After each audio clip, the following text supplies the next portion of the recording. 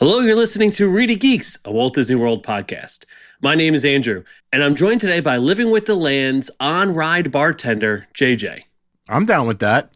There is a spot for a cast member to be there, so why not me? Yeah. Pouring drinks. And you can just have a cooler with some ice and beers in it and just pass them out.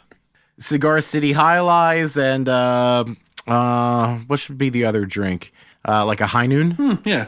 No, it's got to be something terrible like a Yingling, where there's like no other choice. Whoa! Why are we an anti-Yingling podcast? Not anti-Yingling, but it's like, what would you rather have, a Yingling or a High Life? Wow. I think some people are picking the Yingling. Yeah. I know my father-in-law would.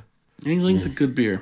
Yeah, he does because he doesn't like anything that's hoppy. Well, the other voice there, that is our other co-host, the Joey Chestnut of German Brats. See, Sean. Okay.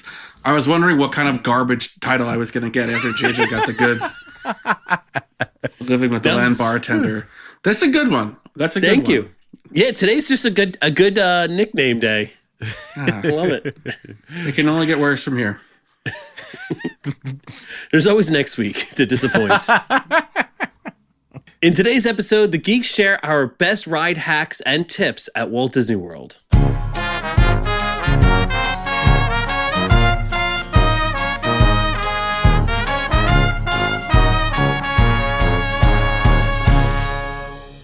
So before we get into today's topic, we have an important announcement to make.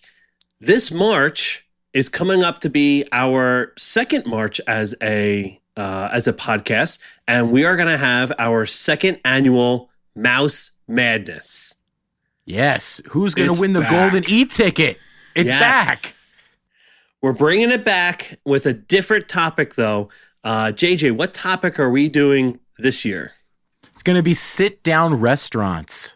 64 sit-down restaurants are going to be pitted against each other, and we're going to be deciding, along with you guys, the listeners, who is going to take home the Golden E-Ticket Award of the best sit-down restaurant on Walt Disney World property. And we have some surprises along the way, too. It's not going to be just the three of us and the audience vote, but we're planning on some special surprises to be announced later. But be sure, though, to know it is not just our opinions, which is the important thing. Right. It's because exactly. The California Grill would win. Yeah. And it's an aerial view, guys. Still may. It's got a chance. It's a contender. That's all I can say. Maybe next year's topic is the 64 best aerial views on Disney property. Now it's a draft that's more my speed. Even more my speed than restaurants and bars. Well, if you would like to play along with us and fill out your bracket, submit it to us, and then you can be part of the game and part of the decision making, which is very important. Head on over to our Instagram at ReedyGeeks and go to our link in bio. You'll find the link to our bracket there. You can fill out your bracket and share it back to us at ReedyGeeks. Yeah, it's going to be a blast. Again, we've done some tweaking. The audience participation is actually going to count a little more. And again, we've got some stuff up our sleeves just to kind of even the playing field so that the geeks can't just put their thumb on a scale for something that we like. We want a real consensus best. Mm-hmm. Yeah. I'm personally really excited to see the seating. I'm very excited to see the seating this year and to see how it compares to last year. I mean, we got to bring the Warong Outpost back, right? Can I make an advanced dining reservation for the Warong Outpost? Oh, that would be great. The Warong Outpost should be the name of an award that we give, like the Warong Outpost reward for like craziest seed, maybe. Yeah. Or like worst take. Actually, I didn't tell you guys this, but last time I went down there, they don't even sell alcohol anymore. It's the fourth best bar in the parks. No, in all the parks. It's the fourth seat in all the parks. Oh, man. So again, play along with us by filling out your own bracket. Get the bracket at our Instagram page, the link in the bio. Fill it out and submit it to ReedyGeeks@gmail.com. And now let's get on with our main topic today, ride hacks. You know, there are only so many hours in a park day. Your schedule is packed, your feet are tired, and for most trips, you're probably getting one shot on each ride. No re-rides, no do-overs. That means when you finally board, that moment has to count. So today, the Geeks are here to help you make the most of it. We're sharing our best ride hacks, our tips, tricks, and strategies to squeeze every ounce of enjoyment out of some of Walt Disney World's biggest and most popular attractions. All right. You know, this is the stuff that we get asked by our friends and family all the time. It's like, what do I need to know? And rather than doing all of it, anything park related, like, it's really nice to just focus on the rides, because this is some of the stuff that we like. I know I do. I forget to tell people this stuff sometimes. Yeah, and sometimes I forget it myself until I get there, and I'm reminded just by the sights, the sounds, the smells of the area, and I'm like, oh, right, I should be asking, you know, what row should we be asking for right now? You know, that type of thing. Yeah, you get activated like the Terminator. What smell is triggering Andrew's like fight or flight to rides? The best smell, probably, you know, I was going to say as a joke here, like the Haunted Mansion. It's really important to be, you know, to get the front row, the first row on the Haunted Mansion. Oh, can I wait for the first row? Can I wait for the first row? I want the start of the Omni Mover. which There's which one always is someone number one? always rides first of the day. Someone always rides first of the day. Could it be you? All right, so JJ, why don't you start us off with our first tip and trick? And this category might seem pretty obvious, but there's some little nuances here. Yeah, so I just wanted kind of a general statement about the way roller coasters work. So if you're a theme park person, I know a lot of us are, but some people, you know, they like Disney and they've gone a bunch, but maybe they've never actually dug into like what can maximize your experience. So the way a roller coaster traditionally works is that the front of the car, you can kind of feel the speed of a ride better. But then when you get to the back, that actually has more exaggerated elements. So if you're going over a hill, that's where your butt will come out of the seat a little bit. You get a little air time. So generally speaking, that ideology can kind of help guide you in, like, if I want the best experience, a ride like Tron, where the focus is the speed, you'd want to be in the front. Same with Rock and Roller Coaster. Like launch rides, I tend to prefer the front.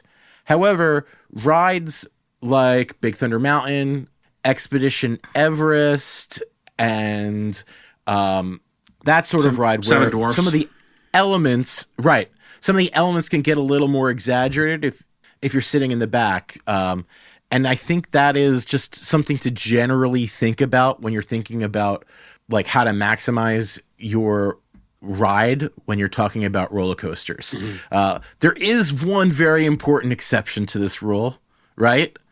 I think we all know what it is. And Guardians of the Galaxy. It's Guardians of the Galaxy. There is a magic row on that ride, and it is row 9. So specifically request row 9. And that is because the way the reverse launch works, the cars spin around in such a way where you're most immersed in the launch. You're actually in the front to see the visuals the best in the beginning. But then when the ride starts and you start spinning again, you're back and you're back to being in the back. So you get the maximum or pretty close to the maximum of the G-forces in the back. You come out of your seat a little. On those helixes, it kind of pushes you into your seat a little harder. You just kind of feel the ride a little more. It kind of rips a little harder in the back. Yeah, and row 9 is not the last row. Row 10 is last row, but it's the first row in the last car. And so right. you have a front row seat to the action that's happening during the reverse launch. Exactly. I totally agree with your assessment too about being in the back and feeling, you feel the feels, right? Exaggerated. And to add on to that too, if you have a small child, right, that's learning roller coasters and a little scared of roller coasters, the front is actually better for them, because rides like Seven Dwarfs Mine Train, you get like halfway down the hill before you actually pick up any speed. Really picks up. Yeah. And I would say more maybe towards the front, because sometimes the visual of being in the front row and not seeing the other heads in front of you is a little daunting. Yeah. So towards the front, maybe like a row 3 or 4, so you can see a few people ahead of you. Yeah. Yep. But you're still not quite in that spot where you're getting all the extra G-forces. Right. And it's kind of like you can graduate to the back. Next time you go to Disney, you say, okay, we're going to go on Seven Dwarfs again, but let's try further back. And then they're going a little faster, and, you see if they're ready to upgrade to like Big Thunder Mountain or, something like that. Exactly. Yeah, absolutely. Sean, do you have any hack that you want to share? My favorite one is typically involves Soarin', because that's probably my favorite ride in Epcot. And it's you want B1. That's right. When you go to anyone who's been on Soarin' knows that, you go down the long, almost impossibly long queue, and it splits you up in a couple of different lines. You're outside the different waiting rooms. When you're in the ride, A is the far left, B is the middle, C is the far right. So you want to get B1 so that you're the highest up. You're the highest middle.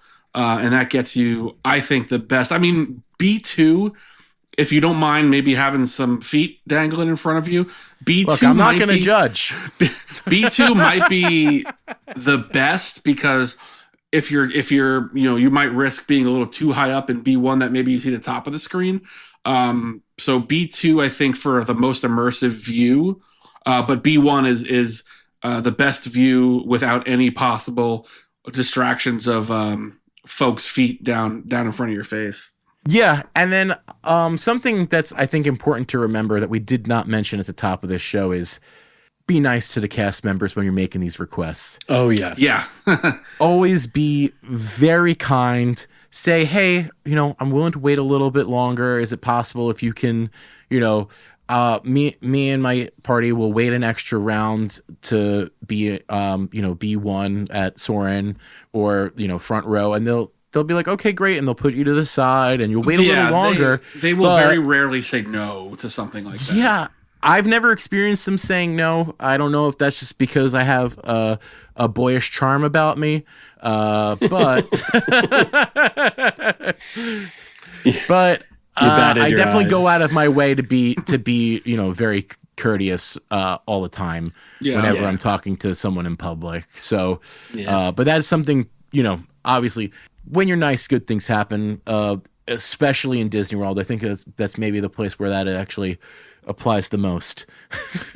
Yeah. And for most of these, they're not expecting these requests, but these aren't completely out of the ordinary requests. Absolutely. So for one of mine, I'd like to go on over to Disney Hollywood Studios, and in Mickey and Minnie's Runaway Railway, I think there is a car that is important to get, and that would be row 5 and 6. So this is going to be the third car back. And the reason why I like this car, it's in the middle of the train, is because, when the train breaks apart, when you go through some of the different scenes, if you're at the end of the train, you don't catch a lot of what's going on in the scene. Sometimes some of the gags, some of the storytelling is already over by the time you get in there. And so car 3 is never usually in the back. It's rarely in the back, and it has a good view of the front. The first scene where Mickey accidentally knocks over the track switch, so you get that story element to it, right? And for the rest of the time, you are switching back and forth. You're not always going to be the third car in line, but you're never going to be the last when it matters. So. That's why I usually like that one. I actually think that brings you to the first position at the end of the ride as well.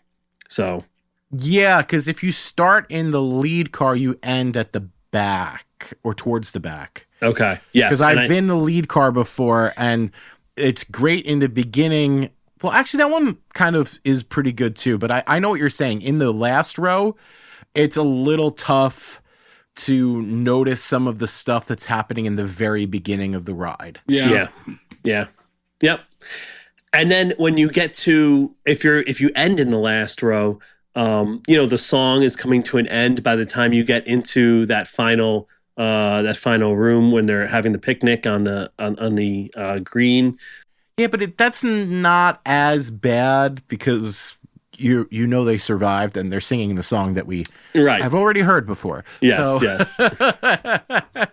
Well, that's my favorite rows anyway. Row 5 or 6. Nice. Mickey and Minnie's Runaway Railway. Well, that's progress for you. So my next point is a little bit of an unusual one. We're going to go back to the Land Pavilion, to the ride that's right next to Soarin'. And we're going to go to Living with the Land. Now, I never thought there would be a difference ride-wise. And if you don't really care about the narration, there isn't a difference.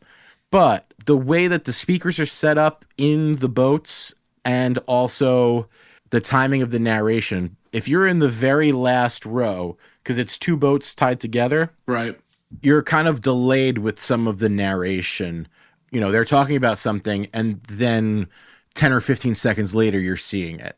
So if you're someone that wants to really truly learn how to live with the land, being a little further up is going to be helpful. You don't have to go ask for row 1 or something, but, just the last if you want to be rows, served by bartender JJ, you might want to ask for row 1. Yeah. That's where my spot is, right there.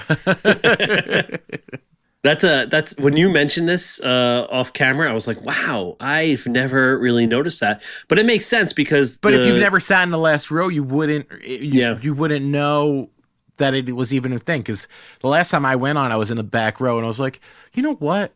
I think the next time if they tell me to go to the last row, I'll tell them I want to wait one more. Yeah. Interesting. All right. Tell them no. Tell them, how dare you? Do you know how much money I spent to be here? Oh, God. To rope drop Living with the Land? That would be a good 24-hour ride. Challenge, yeah. I don't know. Would it though? It might ruin the ride for you. 24 straight hours on Living with the Land? I don't know that there's any ride I would do 24 hours on. Well, not truly 24 hours. Like from park up to park down, That's still park open to park many close. hours. Yeah. See, that kind of challenge doesn't really do it for me. There are other challenges that seem fun in the world of doing a ride challenge at Walt Disney World. Yeah. I think I'd rather try to ride all the roller coasters in one day or something like that. I think that would be more fun to me. Yeah. This is a little bit more on the line of punishment. Like you lost your fantasy football league and this is your punishment. the only I don't know if they would let you do that, but you could in theory sit on the People Mover for 9 hours. That's the only ride that I think you don't actually have to get off of. That'd be a really good fantasy punishment. I think Ron on the Go did that for... you have to ride. Yeah, he did it. He did it for kids. He did it just for the love of the game. Yeah. he did 500 miles. The People Mover 500. So he did that for a week. Just rode the People Mover because each lap is a little more than 1 mile. so he had to do a little less than 500 laps. Right. Yes, you were telling me it was like in the high. It was like 480 or 475, something like that. Yeah. So high fours. Eventually, if there wasn't a line, like then they would let him stay. But if there was a line, then he would have to get off. They would take him off. Yeah, but then he didn't have to go down. They would let him just go around to the back of the line. And when he did it for the Caballeros, he was on there. They ended up putting him. They had him get off and put him in the handicap boat. And so then if there was anyone who was handicapped, then he would just get off. He would get off. But I don't think there ended up being anyone that couldn't transfer. So it would have to be someone in a wheelchair that couldn't transfer to the boat. But yeah, so he did both of those for, I think the Caballeros was like over 70 times on it in one day. That's too many times. That's too many Caballeros. There's only supposed to be 3. Too many Caballeros. Andrew, that's really good on the spot pronunciation of Caballeros. Thank you. I was literally thinking that done. Oh, I'm turning a corner, guys. Boys, watch your manners. Yeah, if you can't say something nice. Boys. Okay, so Sean, do you have another one? Do you want to do? A lot of mine have been touched on. I don't really have many more hacks. In terms of getting a good ride experience, I was going to say I always recommend riding the Jungle Cruise late. Yeah, we've talked about this before on the podcast. Ride the Jungle Cruise later in the night. You might get a skipper that's a little more loose, risque, a little more blue, trying out some new material with perhaps. The material. Yeah, riffing a little more. It might be a more adult boat. You might get a couple more innuendos, a couple more jokes that you might not get at noon. But yeah, I think Jungle Cruise After Dark is the way to go for me. That would be a great overlay. Jungle Cruise After Dark. It's like a burlesque version of the Jungle Cruise. Oh man. Another thing with Jungle Cruise, I think this is another one where the spot on the boat kind of matters. Mm-hmm. But there's a caveat to it. I like being close to the skipper, but if you're going to do that, you gotta be a willing audience. Yeah. Yeah. The worst is when you have someone who's sitting right next to the skipper that's just dead faced the entire time, doesn't want to be there. It like kills the vibe for everybody.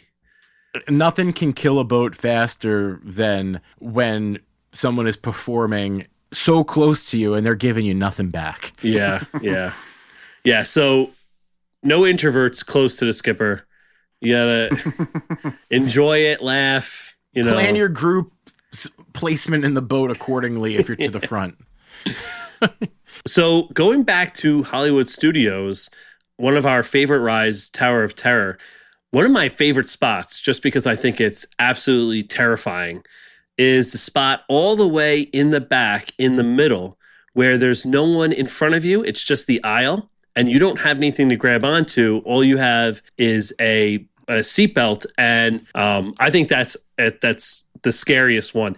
It is row 6 in the back left.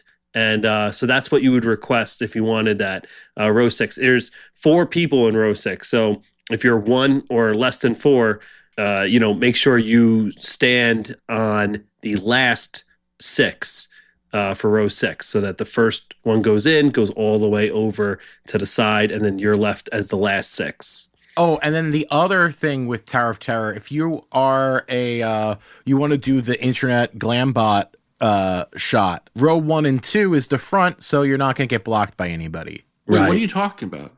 There's like a popular trend because when you do the photo pass, they send you the little video of like the photo moment, and right before the drop, they do like a little slow-mo to get people's reactions that the drop's about to happen. But people know where it's coming, and they're treating it like those you know those like 360 things that they do at like red carpet events. They treat it like that, so like they'll like toss their hair or like whatever, and like do a pose. Okay. You know, a pose with some movement that looks more dramatic in the slow-mo that they take it in.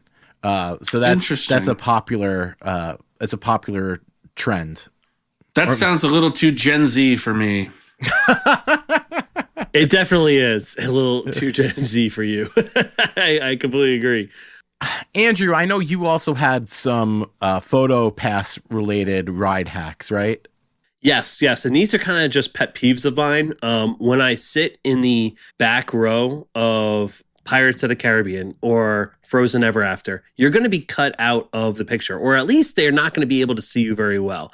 You're very small. It's blurry. You're being cut off by the side of the pictures, the graphic on the side. So you really want to be towards the front of the boat in those two rides, Pirates and Frozen Ever After, so that you get a good shot of your beautiful face. Yeah, I think that's something a lot of people spend a lot of money on, PhotoPass, and like, yeah, you want a memory of the ride that you loved, and if you're towards the front, then you know that helps it be more likely that you got a good shot. I have a really good ride hack for Frozen Ever After. Oh yeah? Yeah. Don't ride it. Even after they're going to replace them with the good animatronics? Best ride experience you can have. Will you go on it with the new animatronics? I don't know. Best ride experience is waiting for your party in the cologne store, in the Gare Ness cologne store. Good old Gare Ness. So something that Disney offers on some of the attractions is something called single rider, and you don't actually have to be a single rider. You can go on the line. You don't with have your party, to be single. As long you don't have to be single. It's the sad lonely line. You don't have to be single. You can go with your whole group. It just means that they're going to split your group up, and you're just going to get inserted randomly as they have a seat that needs to be filled. Some of these attractions are really good uses of this because you get to cut a large portion of the ride, and your ride experience isn't really sacrificed for it. Two that I think are particularly great for this, well, really three, is Test Track in Epcot, the Ratatouille ride in Epcot, and then the last one, even though we did earlier talk about how the back row is the best on Everest, that single rider is so great, and the ride is so great that it's good everywhere, that you can really save a lot of line waiting time to just fill in wherever. Yeah. Everest, I think, is a really good one because the where you sit on the train isn't as impactful as it is on other roller coasters. Well, it's really just the big drop when you're coming out of the mountain that being in the back row is really cool for. But towards the front, you get whipped around when you're going backwards a little harder. I was going to say, so there's a lot of great stuff happening on both sides. So you really can kind of it's a good ride wherever you sit. And the front row gets a little bit of the feeling of being in the back row. Right. Because for a minute you're going backwards. So so there's no bad seat, I think, on Everest. Plus also just for some reason, it's because it's just such a quick, they shoot trains in and out. You can ride that ride probably 3 or 4 times in an hour. If you single rider it. It is the fastest. But even single rider can be long. Like I still waited almost 40 minutes single ridering Test Track, but that's probably because it's new, and it's very popular.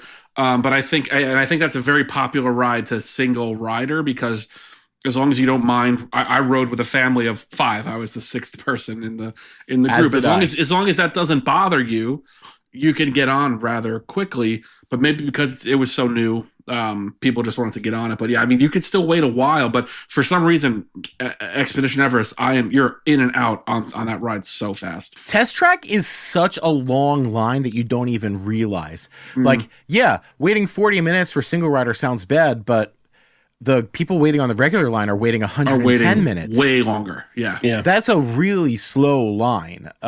So it does save you time. I know it was like when I went on it was posted 85. I went on single rider. It was like 18 minutes. Mm-hmm. That's significant. I saved an hour. Oh yeah.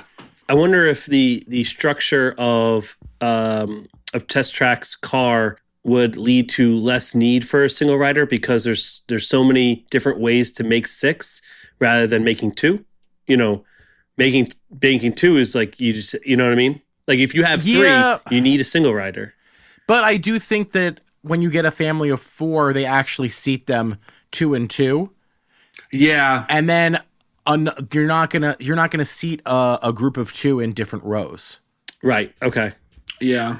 Yeah, that's true. If they sat families of 4, 3, and 1, yeah, it would be a lot harder. But I do think that when they get a family of 4, they give them 2 in row A, 2 in row B, and then they grab 2 from the. They grab 2 single riders. Single riders. Yeah, or they'll ask. You know, they'll come down and they'll ask, "Is there a party of 2?" Yeah, they'll bring you up. Yeah. Yep. Yeah, that's a good one.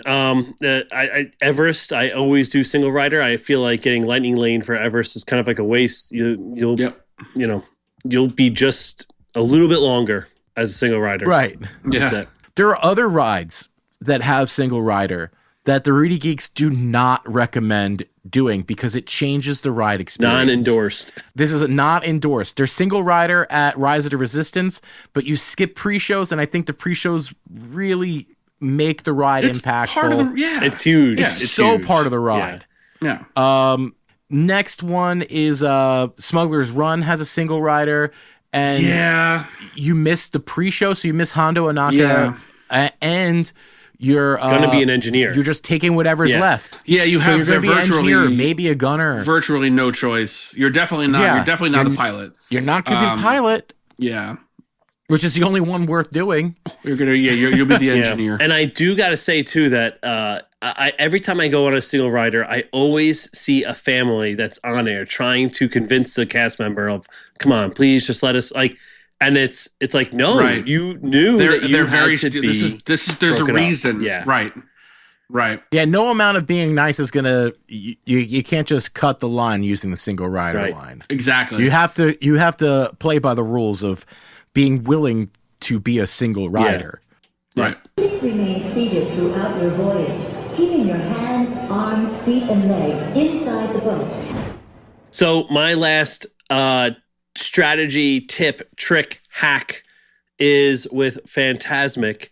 In the past, I saw Phantasmic mainly as a dining show. So you can add it on, you get early access, and you get the middle of the stage to get right in there. I have now turned to not wanting to do that because you're going to be sitting closer to the water and you're going to get wet. Last time I did that, I got soaked and it was cold and it was not that great. If it's at least any wind in the air, you're going to that water's going to travel, so you're going to get wet if you sit close.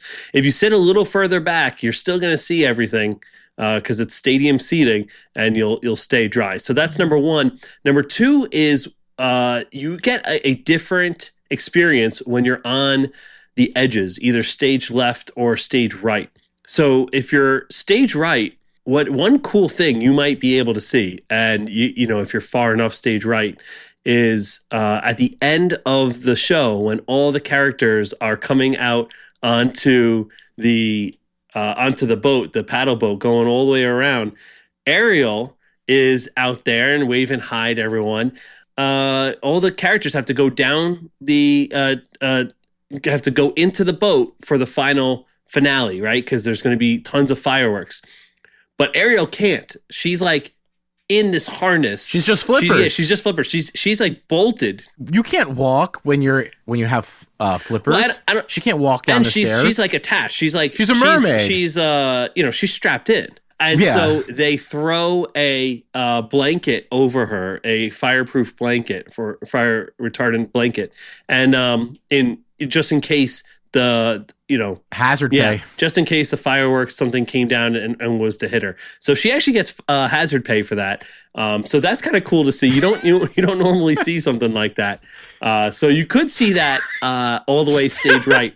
But here's the downside to that. It might take you like 20 minutes to get out of that stadium. Or theater. It is so slow, such a slow, there's so many people in there that it takes a really long time. If you are all the way stage left, you're not going to get the best view because you're not viewing it from dead on, but you're going to get out of that theater in seconds. What they do is they open up these doors, these utility doors, and you go on a pathway that's kind of like backstage. If you've ever been to Magic Kingdom after the fireworks, and they will open a backstage cut through to avoid Main Street USA, very similar to that. It's on the Tomorrowland side by the plaza. Yeah.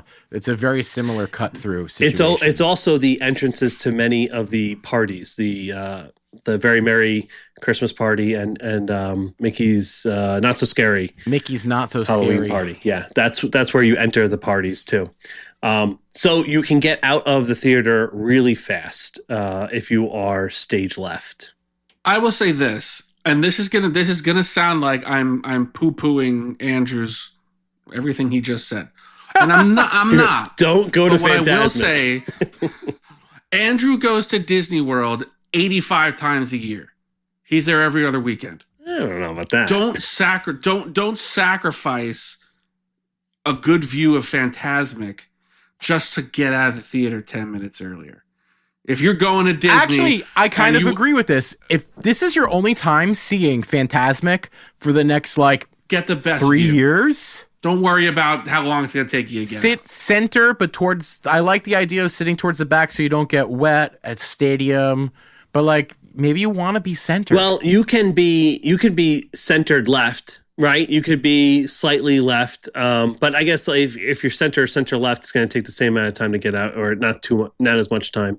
I guess also knowing when to get up and leave, right? Because you don't have to, unlike a theater like PhilharMagic where you have to wait for the lights to come on, you could just get up and walk out. They have, they're selling popcorn up there, and they have bathrooms that you can, in the middle of the show, you can go. It's like a theater show. So knowing when to get up, you can cut off a lot of the traffic that way too. What time do you leave a Yankee game?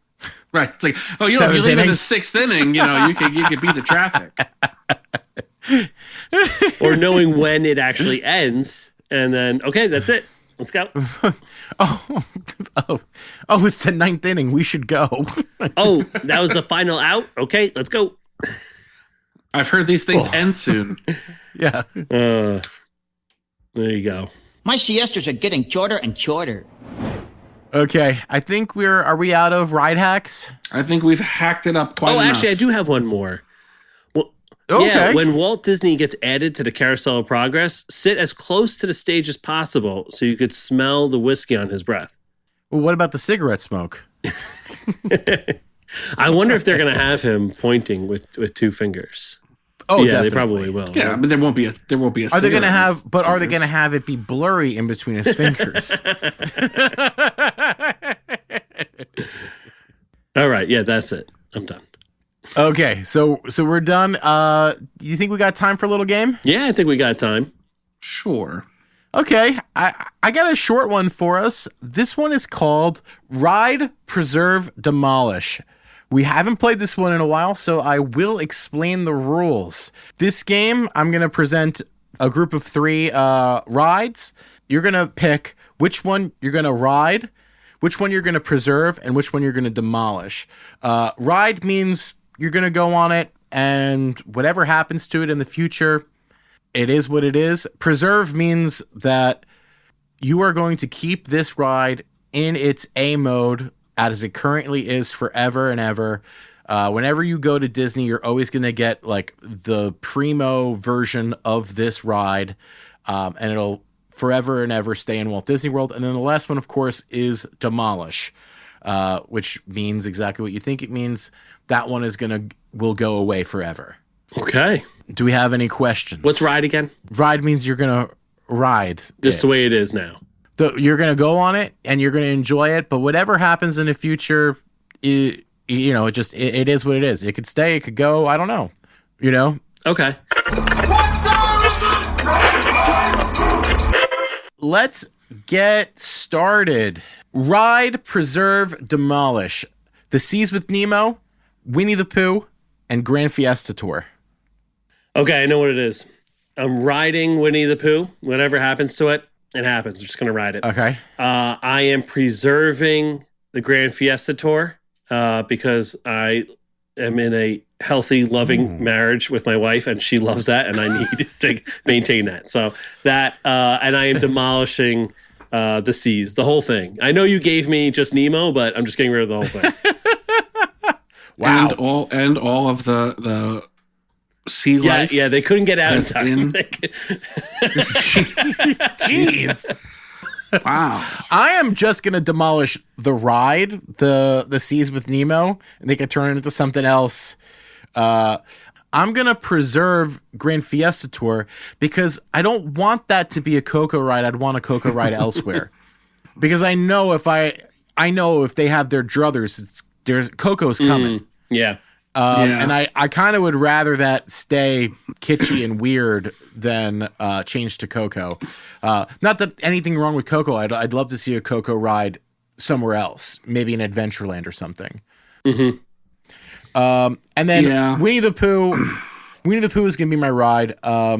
It's great, but if they wanted to go in and get rid of it and give us a version of Pooh's Honey Hut at Tokyo, you can go ahead and do that. And I would, I don't think they're ever going to get rid of Winnie the Pooh as IP that's featured in these parks. Right. So I think it's safe to say ride. Or bring back Mr. Toad's Wild Ride.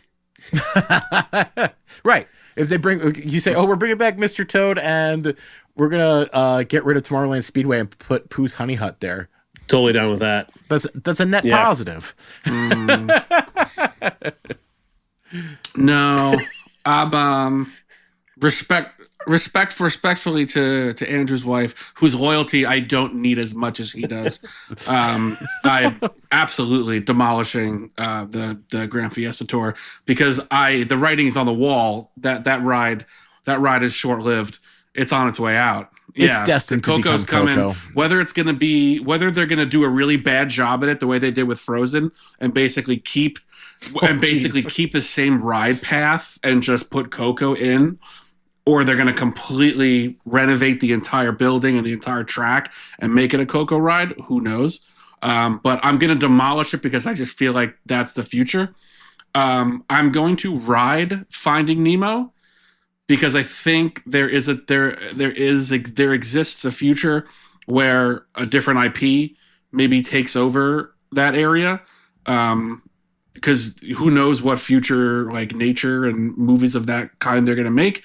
You can always keep the sea theme and maybe have a different IP involved.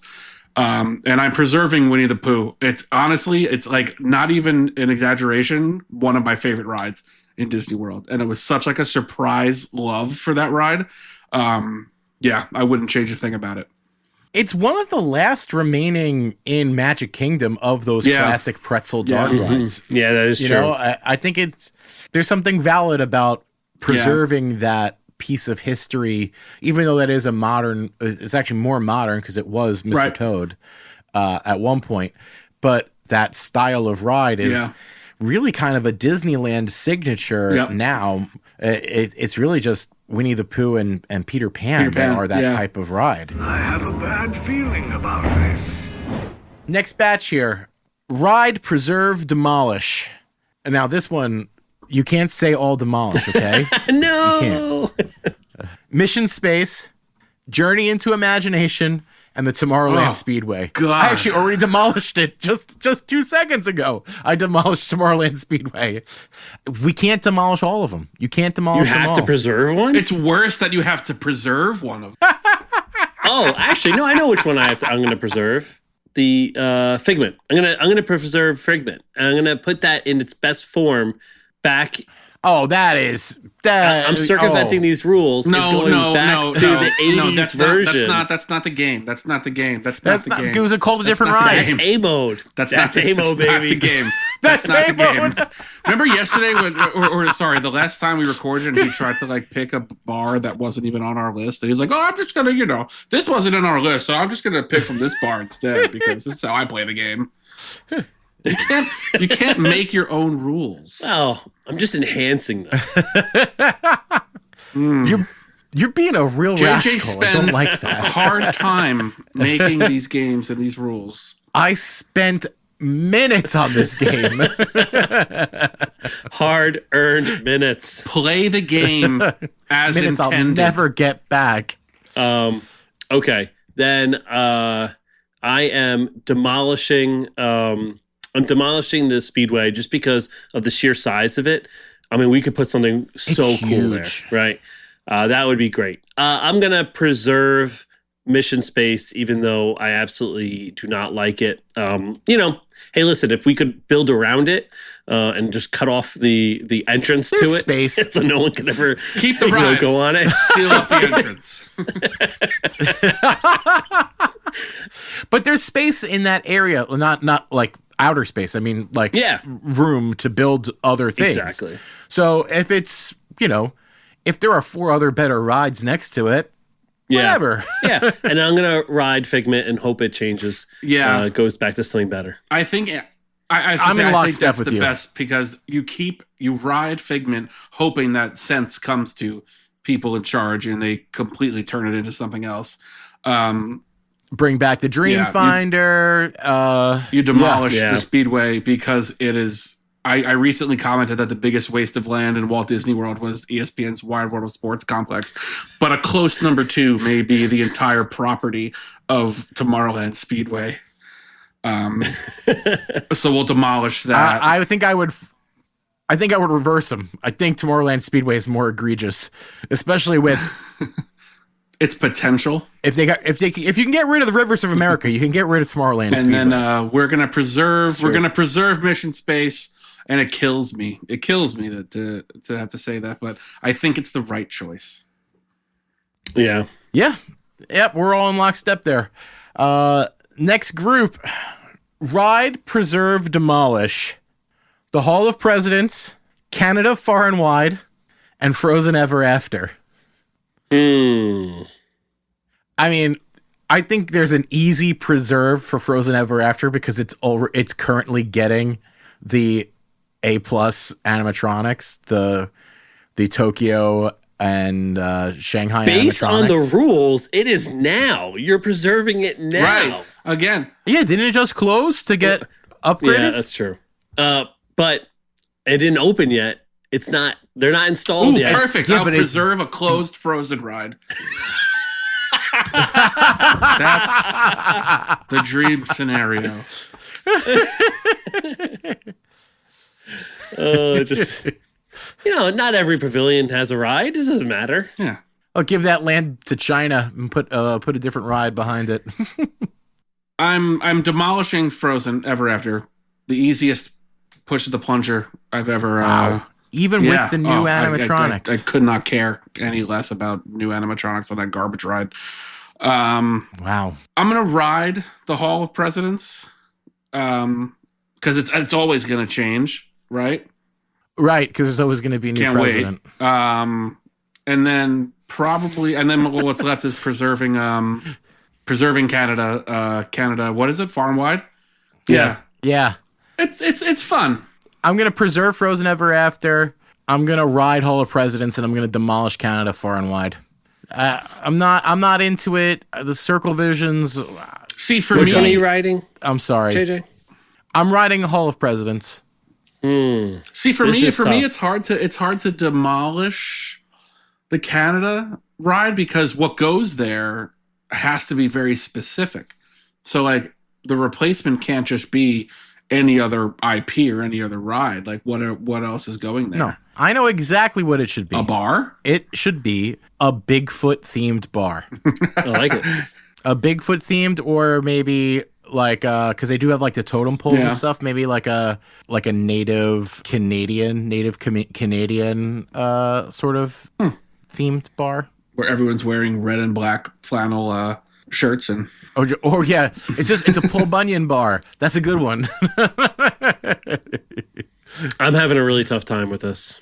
I want to either ride or destroy Hall of Presidents, but the history guy in me is because it has to be Hall of Presidents right now, right? Right. Yes. If we were going to preserve it, yeah. So I'm going to. Oh, I hate that I'm saying this, but you're making me. You're forcing me to do this. I'm going to destroy Hall of Presidents because I Demolish. think that... Demolish is such a stronger... Demolish. I'm going to demolish Hall of Presidents because I think that, Liberty Square is kind of maybe on the outs anyway with the changes going on in Magic Kingdom. It kind of seems like a potential odd man out, right? So, which is a shame. I'm not in support of that. I wish they could keep that somehow, but it seems like that's going to be the way they go. So if it's on the outs anyway, then I'm going to demolish it. I'm going to ride Frozen and preserve the Canada far and wide. Okay. Last grouping here. This one is going to hurt. This is going to hurt people. Actually, I just changed my mind of the whole thing. I actually don't think it's worth decisive.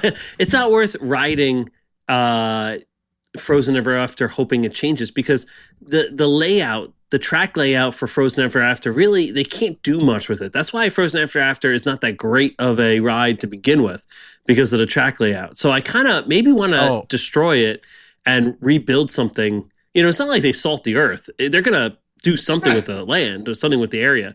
So I think I am going to destroy that. I'm going to... Even with the new animatronics coming? This guy and his animatronics. Well, no, that's important. I think that's a great move by them. I applaud them. That's gonna be a huge difference. I applaud them. It's gonna make a huge difference, but still, the track layout is a problem. They got rid of that hole in the with the window where you could see out in the middle of the ride. Like that was so cool. Just get rid of the whole thing. Build something more proper and good enough for Frozen. I mean, it's a multi-billion-dollar franchise, and this is the ride it has in Magic Kingdom or in Disney World. It's kind of an embarrassment. So let's destroy it. And I'm going to and I want to change the presidents. And I want to destroy. Preserve the Canada just out of necessity. Yeah. Okay. No, you know what? I want to change. No, I'm just kidding. Mute him. Yeah, right. He's about to get muted. Ever get muted from your own show? Okay, last set of 3, and this is going to ruin some relationships, I think. Ride, preserve, demolish, Tower of Terror, Expedition Everest, Cosmic Rewind. I know. I'm gonna ruin some relationships. We're not gonna put this on TikTok. This is just for the listeners. Oh, this is going on TikTok. I think I have my very easy ride. The demolish is obviously the hardest one. I have mine. And I'm not happy about it, but I'm going to preserve Tower of Terror. I just think there's no other way. Like, I don't think I could live with myself if I let Tower of Terror potentially turn into something else. I want it to be A mode Tower of Terror every time I ride it. Next one, my ride is going to be Cosmic Rewind because I think the coaster layout is more important than the Guardians overlay of the theme. If that becomes a Fantastic Four, if that becomes a, Incredibles, something else, I can deal with that change. Or if they have to in 30 years, replace the track and they do something a little different with it, I guess I had a good run, and they don't just straight retrack it. So that just leaves that my Demolish is unfortunately Expedition Everest. But it's 20 years old. That steel only has a certain amount of life. So, I would imagine that they would build something else around Everest and just call it something different. I'm putting my faith in the Imagineer's hand to do the right thing and not get rid of the mountain or the fact that there's a ride inside the mountain. Yeah, I'm in complete agreement with all of JJ's. I'm preserving Tower of Terror 100%. I don't ever want to see it become marveled or any other IP. It's got to stay. It's got to stay the focal point of that part of the park. It has to stay. It's Hollywood Studios. Hollywood Studios used to be like the sorcerer's hat in the ears was the icon of the park, but it's Tower of Terror. And I'm riding Guardians for the exact same reason, because you could put a lot of IP in there and it's still a great ride because of the way it's laid out. Oh, Big Hero 6 could work too. Yeah. And demolishing Everest, hoping that they make a Matterhorn style or just another style of roller coaster. Just let, like you said, let them do what they want to do, but hope that they make the right decision. But I'm fully in alignment with your decisions. Now, have you guys ridden the Guardians overlaid version of Tower of Terror at Disneyland? Yeah. Yes. It's fun. It's really fun. It's fun. I like it. I like the Tower of Terror's the better. Twilight Zone theme way more. Mm-hmm. Yeah. You know what's nice about it, though, is that it does feel a bit different of a ride because it doesn't have the scene that pulls you through. You're just in the elevator shaft the whole time. So there is something there's something forgivable about it's less scary too. Like the zaniness and the comic reliefness of all those scenes. Sam still calls it her near-death experience, so I don't know if we can call it not scary. We'll let people have their own experiences, but it doesn't feel like that. You get that. I didn't get that uneasiness in the Guardians one because you're laughing at Rocket Raccoon and Groot and Chris Pratt's jokes. So you're not really worried about you're going into an abandoned elevator shaft. Right? He's got those tiny hands. They can't scan in the machines, so you have to help him. It's good for where it is, and if I'm ever back in Disney's California Adventure, I'll happily ride it. But it better not touch my Florida park. Agreed. Yeah, I agree with what you guys said. Except I'm going to do the opposite. I'm going to destroy I agree with you guys, Tower of Terror. Jesus. He's like, I want Guardians IP in every park. It's the only Marvel we've got. We got to put it in. Yeah, actually, it's a good point there. No, I'm gonna do the same exact thing. Cool. Okay. No relationships ruined. I guess we'll. That's right. Okay, so that's all I've got. I think the real winners are the friends we made along the way. And the people that are still listening. Oh, man. Well, if you made it this far, the bracket's live. Go to our Instagram and fill out your bracket and play along and listen along. It's going to be a real fun time. Yeah, link in bio. Head to our link in bio. And submissions are due when midnight strikes and March begins. So the evening of February 28th. And it's not a leap year. It's not a leap year, so it's not. There's no 29th. It's gonna go straight to March 1st. Don't think you have that extra day. You don't. You don't. Oh man, Mouse Madness! I'm super excited. Oh, the Golden E-ticket is back. And someone new is gonna get it. Oh, just we should make shirts to honor them. What an honor! What an honor to receive such a prestigious award. That's right. Oh man. All right. Well, Sean, want to take us out? Thanks for listening to another episode of the ReedyGeeks podcast. Like, rate, and subscribe wherever you get your podcasts. Any questions, comments, concerns, future titles, or topic ideas, email us at reedygeeks@gmail.com and check us out on all our socials at ReedyGeeks. We'll see you next time. The folks at the California Grill will be so excited. When I just put my thumb right on that scale for them.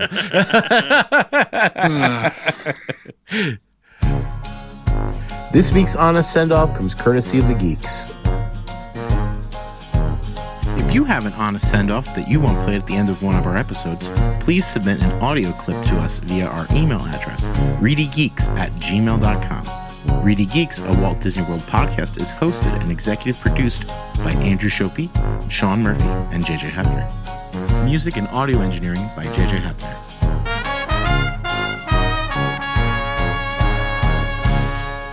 Bon voyage.